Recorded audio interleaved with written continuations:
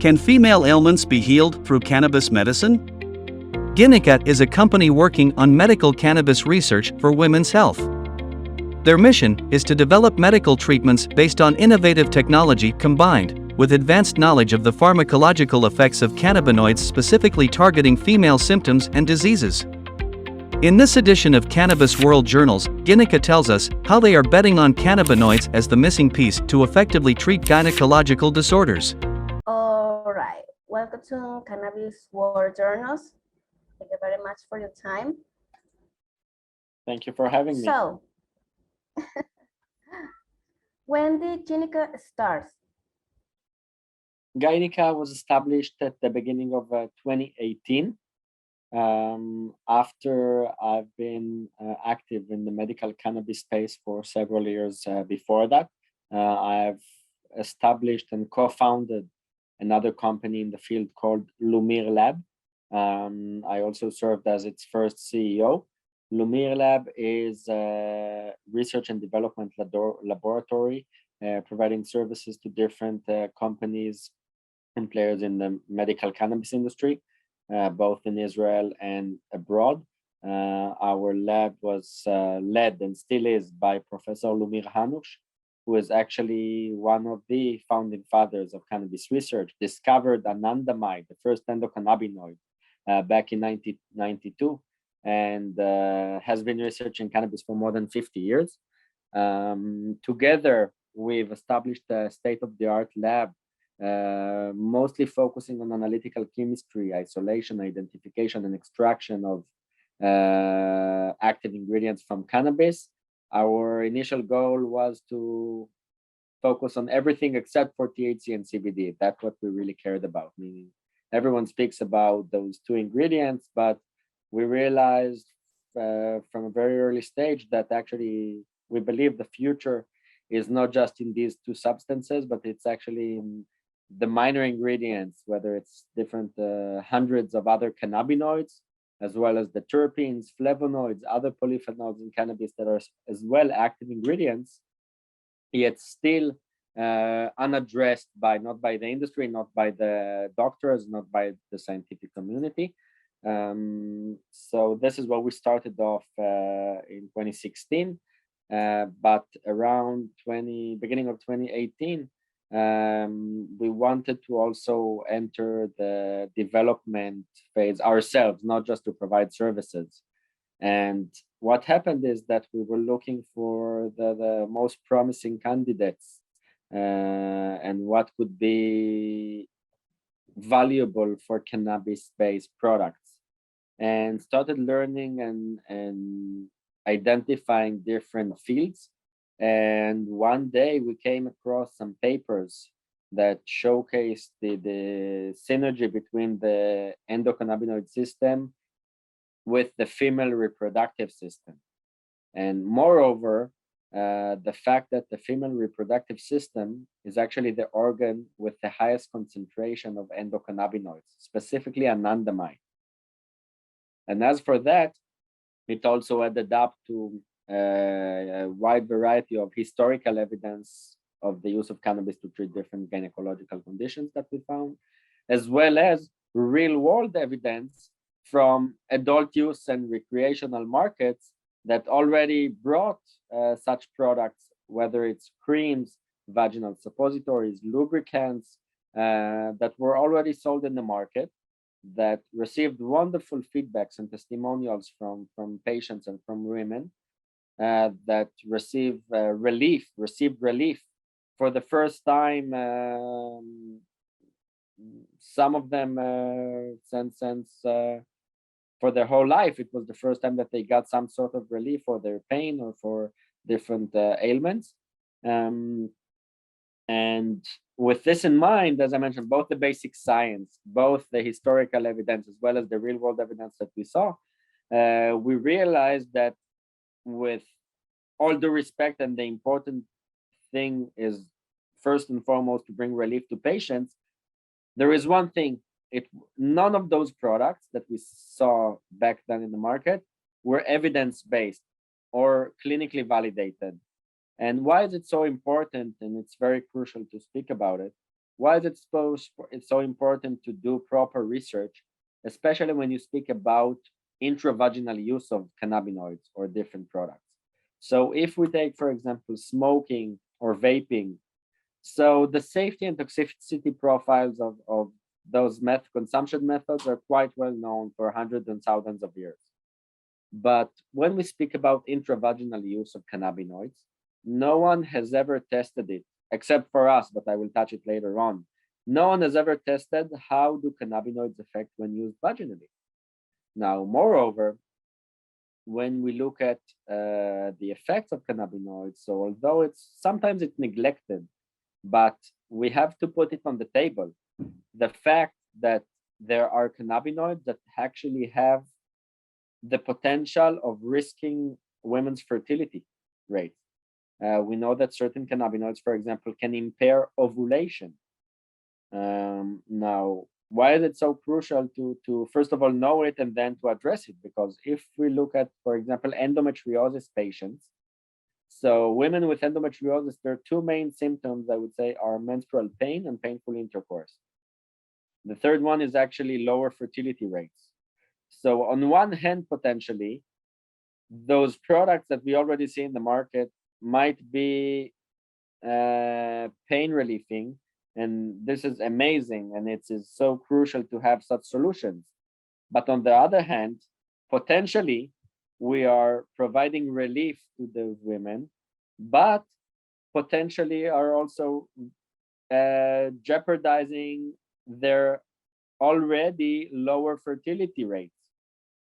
And this is something that cannot be neglected. So with this in mind, seeing the existing products that are giving great relief, as well as all of the points I've mentioned earlier, we realized that there is a very promising potential for clinically validated products for such conditions. And moreover, we realized that in order to do it the right way, we need to bring proper scientific evidence that relates to both the efficacy of those products, but moreover to the safety and toxicity. And when we speak about efficacy, so for example, the existing products we saw contain THC, some contain just CBD, some contain whole plant extract.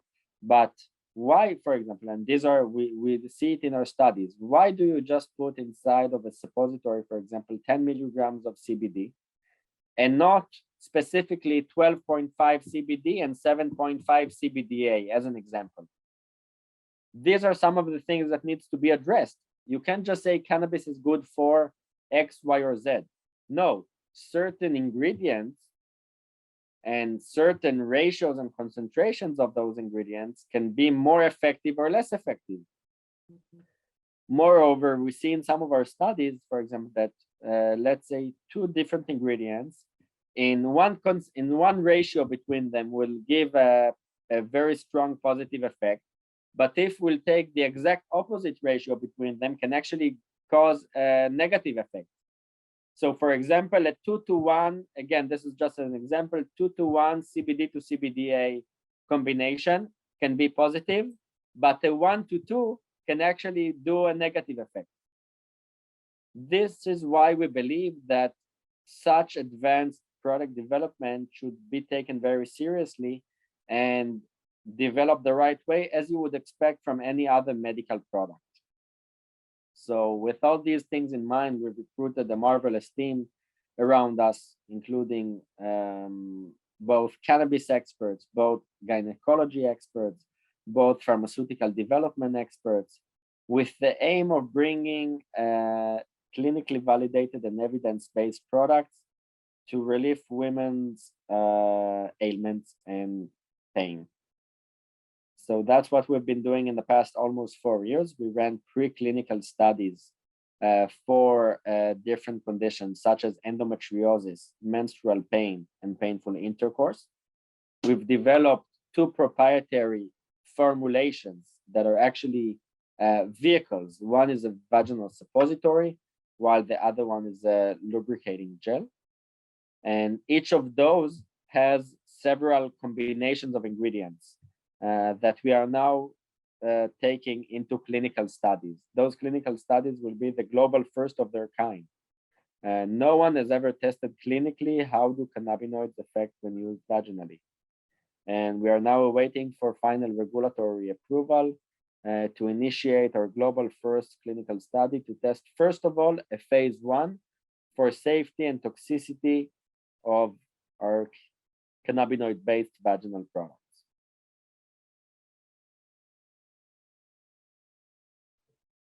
That's incredible, because people tend to think that because it has cannabis in it, it's good for you.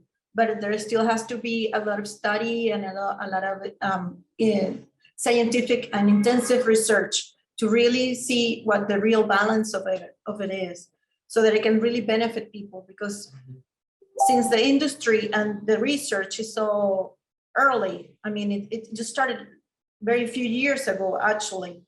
I think it can tend to be dangerous, so that people assume that, yeah, it's cannabis, it's CBD, it's THC, and it's gonna be good for me, and not really. It's a testy issue, right?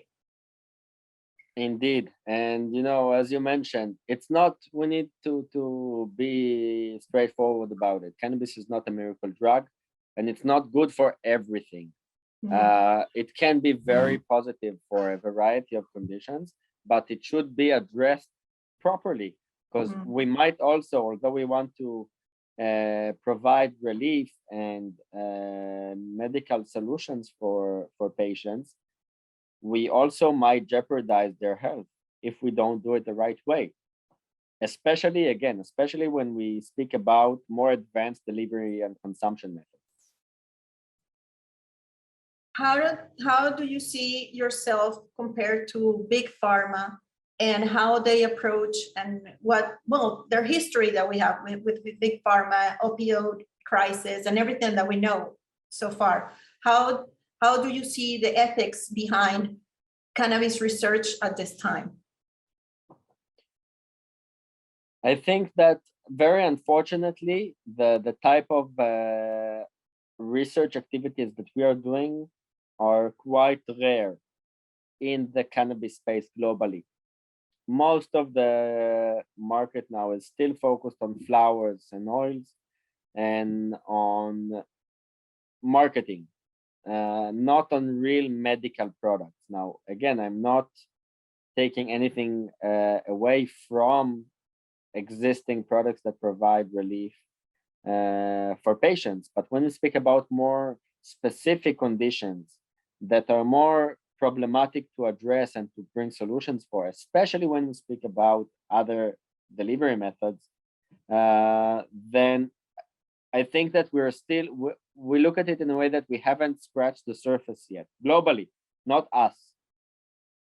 Cannabis is in a very early stage in terms of research and development and the scientific evidence behind it. And, it's based on the fact that for almost 100 years, it was shoved under the rug and it was quite impossible to do research. Now, we see it changing in the past few years. More and more countries are allowing R&D activities to take place. More and more, both private and academic institutes are promoting research. Yet still, we are in a very early stage of this emerging market. And you were asking about pharma.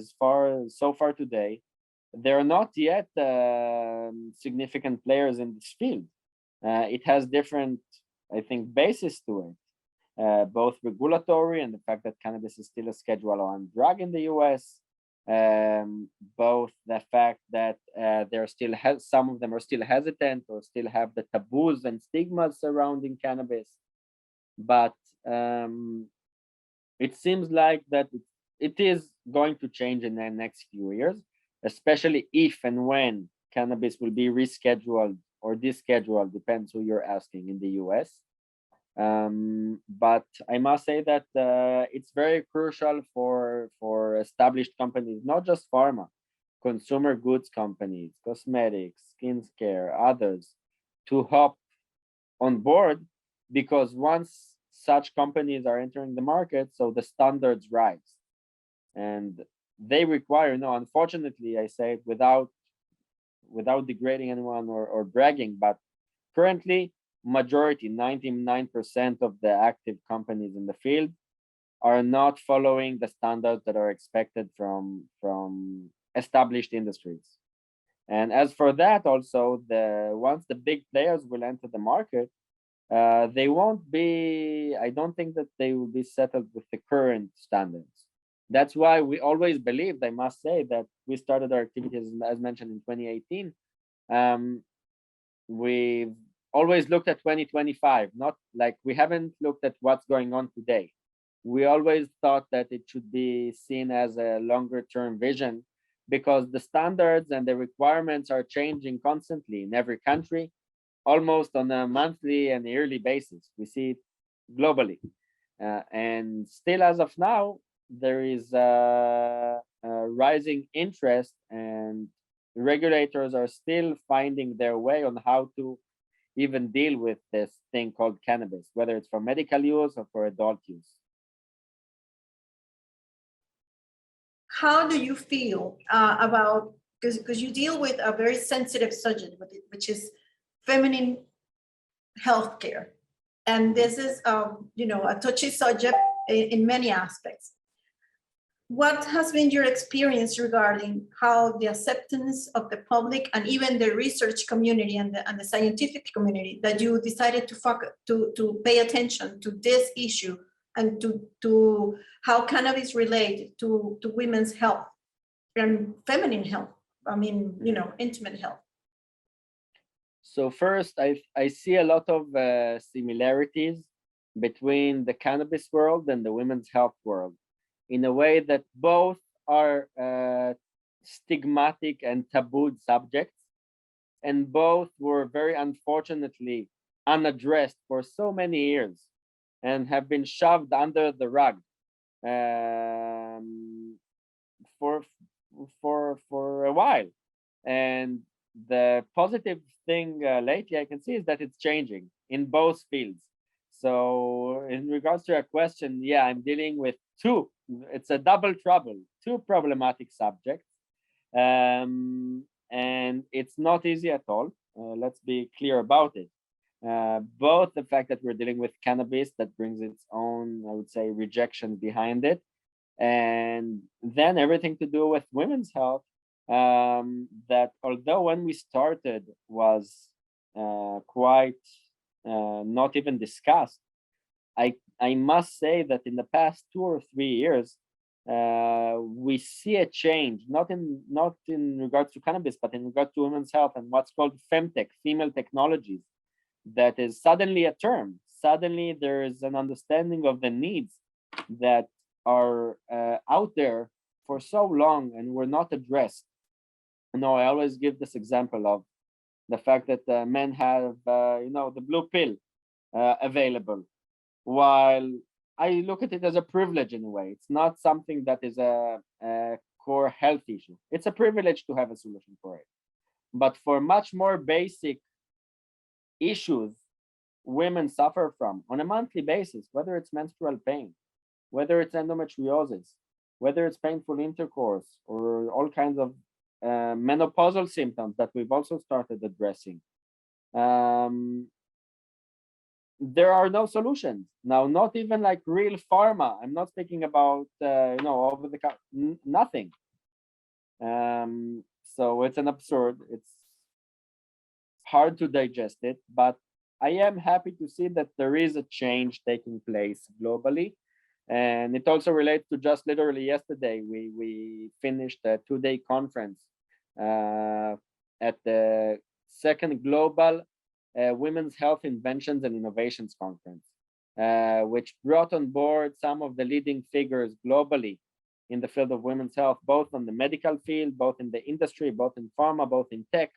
And comparing to the last same event that took place 3 years ago, you really could see the change and the, I would say, the atmosphere that people and both men and women have today with addressing and bringing solutions to women's needs, because again, it's not a niche. It's not a niche. We speak about majority of the population that doesn't receive no any solution for its ailments and issues that were unaddressed for so long. Yeah, we see that recently, it's only recently that some countries have made sexual health, what's the name?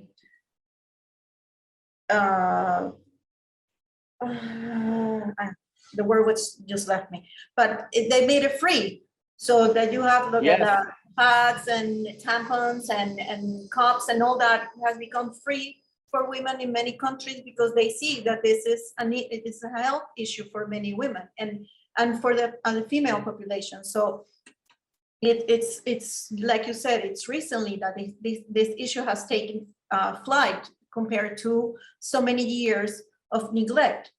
Now, with cannabis, like you said, you have two big stigmatized issues: the female health, and then you have cannabis. And how do you see, or how has it been for women viewing? How have they viewed your product, and how have they accepted it, or has it been hard to penetrate the female market with your product?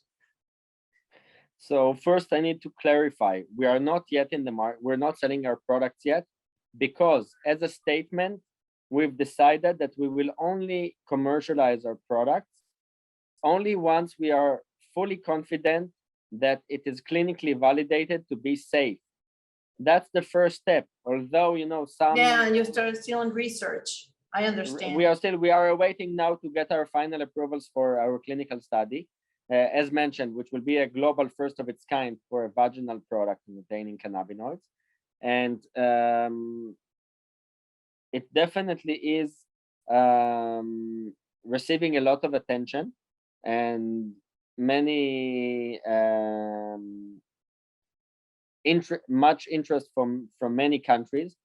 We had opportunities, and we were asked already to commercialize our products in different countries where they don't require any safety toxicity data, for example. We could have been in several continents already, but our differentiator and our statement that will only be there once we know that we're not jeopardizing anyone's health. And although we see already in different countries, whether it's in a variety of states in the US or whether it's in Canada or Australia, that such vaginal suppositories or creams are already sold, I'm not willing to take the risk of hurting even one patient or causing any damage that there will be no way back from it. So unfortunately, we're not yet commercialized, but I can tell you that we see great feedbacks and interest for what we are doing. And as for that, we are now, no, we're not just a cannabis company anymore, I think, and we see it, on the ground. We are now invited to present and lecture globally in women's health conferences, for example, because there's a lot of interest in such solutions. The fact that, no, we also look at it in a very targeted approach, because if you look at, let's say, menstrual pain, which is focused on pelvic pain, I would say. So is it necessary to take a pill or to give a few hits from a vape and get a systemic effect that only very minimal amount of it will actually affect the area? Or should we look at it in a very targeted local approach, so we'll be able to get all the active ingredients in the same area, affecting much stronger?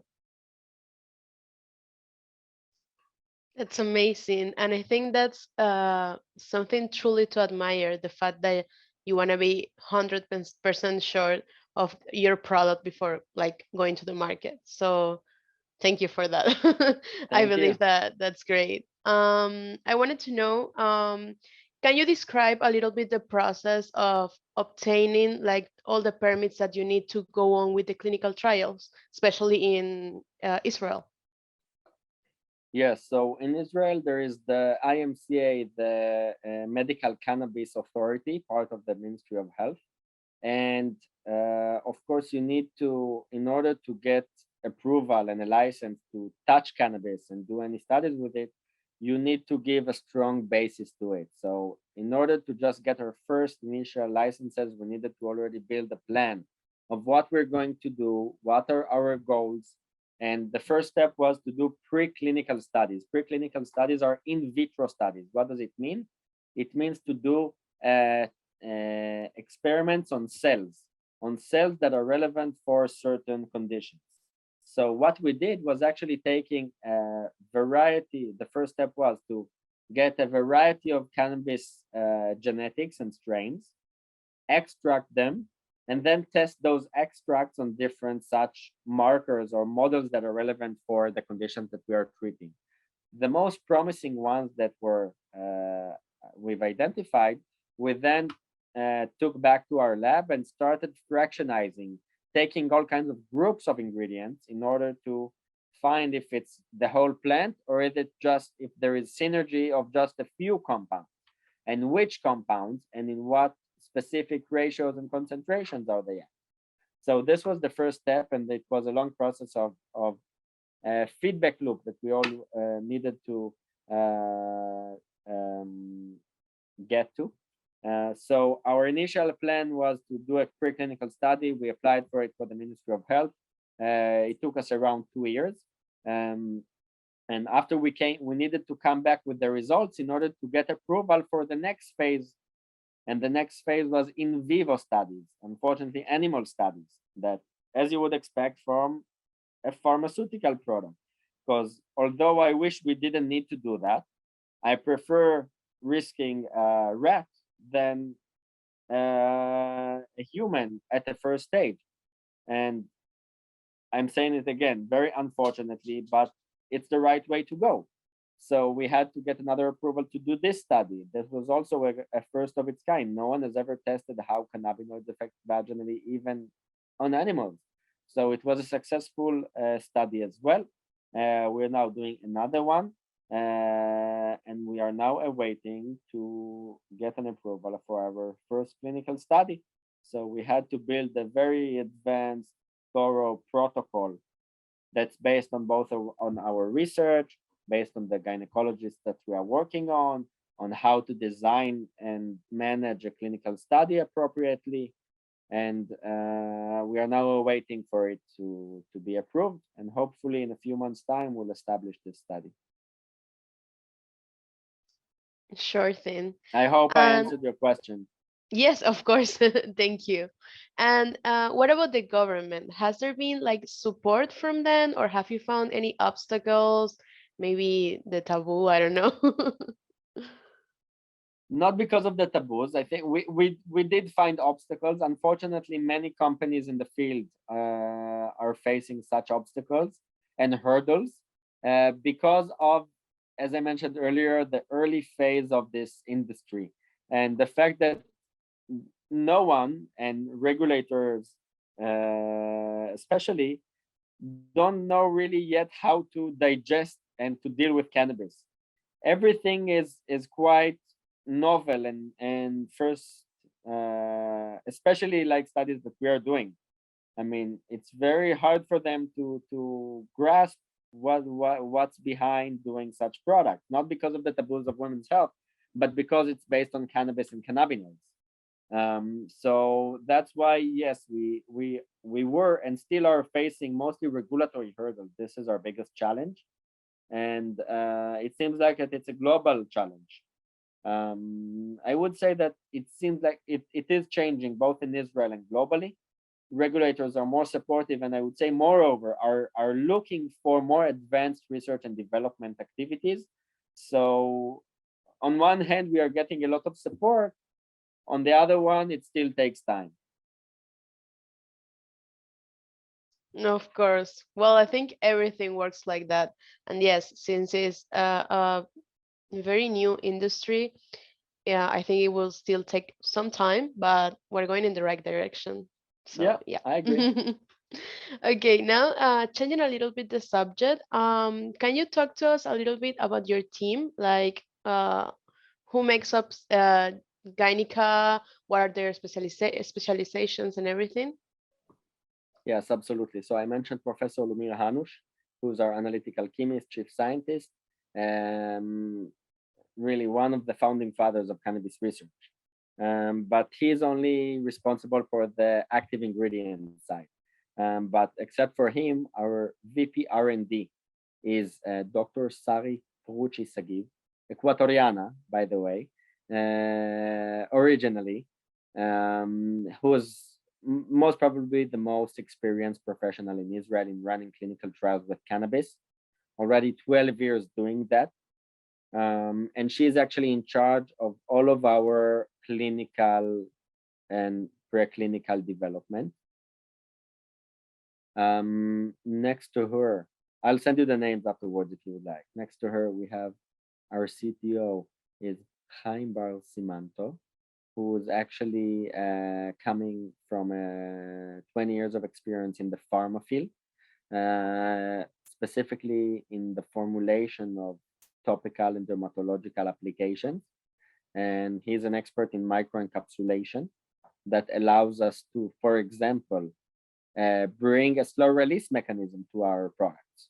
So it won't affect you for just an hour and a half or 2 hours, but it can actually have a constant 8-hour effect. Or it can be absorbed more quicker, or it can have higher bioavailability. Again, these are some of the things that we believe that should be addressed when you speak about proper development of products. And our president is Professor Moshe Hod, who used to be the president of the European Association of Perinatal Medicine. And again, key opinion leaders in their respective fields as well. We believe that the right way to bring cannabis to the front is not to settle for medium, but to bring key opinion leaders in their respective fields in order to help put it in the front and not as a second, third, and fourth line treatment. What do you consider has been the biggest reaction from the scientific community regarding the effects of using cannabis for women's health? Today we see it took us a while to make people understand the potential and what's behind it. I think that now, after 4 years or so, we are able, not only because of historical, let's say, data or evidence, but because we have our own objective studies and results that are showcasing the effects. So if we would say a few years ago how we believe in it and so on, now we already see results on the ground, which is hard to challenge. So this is the purpose to bring objective evidence. And with this objective evidence, no one can challenge or have a question mark behind it. Yeah, the less people to deny what it's in the numbers, right? Yeah. Do you think in this same subject, do you think this scientific research with cannabis and women's health should be something that should be taken out by universities and institutes, scientific research institutes on a bigger, on a wider range? Or do you think with what's going on right now and how the industry is growing, do you think this will go naturally, that more institutions will be interested in this subject and in this type of research? So 2 parts to this question. First, I absolutely believe that it is crucial for such academic institutes to be involved in studies and science behind cannabis and women's health, but in cannabis in general. And secondly, it's a natural evolvement, because once regulation allows to deal with it, so universities can touch the plant and can do studies, and it will grow and grow. I mean, if you look at the Google Scholar where papers are being published, you can see like a huge shift in just the past years. If in the past it was like a steady line, so now it's almost like a 90% angle. I mean, so many studies, and it's only getting bigger and bigger. And it's about time, because think about it, for almost 100 years, when the biggest progress in technology, in science took place, cannabis was out of the game and couldn't progress. So we have a lot to catch up on. This is a tricky question. Let's see if I can give across what I mean. A few years back, the scientific boom was AI and nanotechnology, and everybody was this is the future and all that. Do you see cannabis making this type of impact in society as the scientific research moves along and more discoveries about the plant are made? Why do I ask?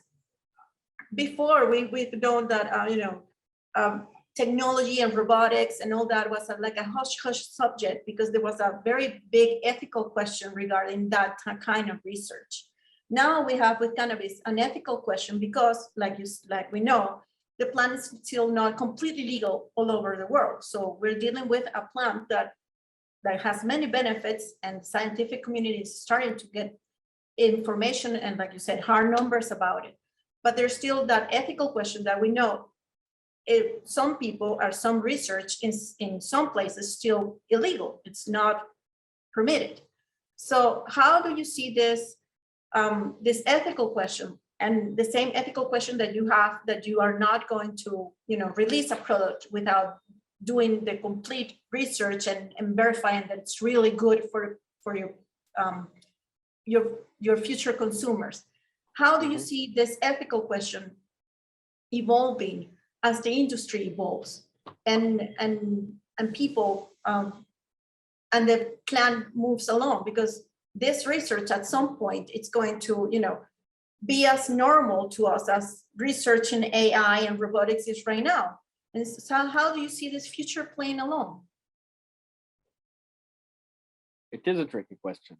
I would say that I mentioned earlier, cannabis is not a miracle drug, but I heard a professor I appreciate saying the sentence, which I really believe in, that even if you speak, some people say, yeah, it's good for this, that, for everything. It's not the case. But even if it will fulfill only 10% of all those fantasies, then it is going to be revolutionary on the global scale. Just 10%. Yeah, of all the things that are discussed now. Because if we see like solutions coming for epilepsy, for Parkinson's, for diabetes potentially, for different women's health conditions, and if we're able to bring just even a bit of value and solutions and comfort and relief to patients, then this is a huge step forward, I think, for society in general. Now, it will only happen, again, it's a cycle. It will only happen once there will be more research and more universities and academy will be part of it. And if academy is part of it, then there will be more industry. So it's all based on a layer over layer of pretty much the same path. I hope it answered your question in a way. Yes, it did. Thank you. Well, to bring this amazing interview to a close, do you have any words or message for the scientific community and for people that want or are interested in treatments with cannabis? One thing I would say is that although I'm a big supporter of cannabis for medical use, and not only for medical use, don't think about it as a miracle drug, and don't think that it is innocent. It has its risks. It has its potential negative side effects. It's not a perfect match for everyone. And that's why we need to be aware that it's not just all wonderful and good with no question marks behind it. And definitely keep in mind that just as other drugs, whether it's pharmaceuticals or whether it's illicit drugs, it has its implications.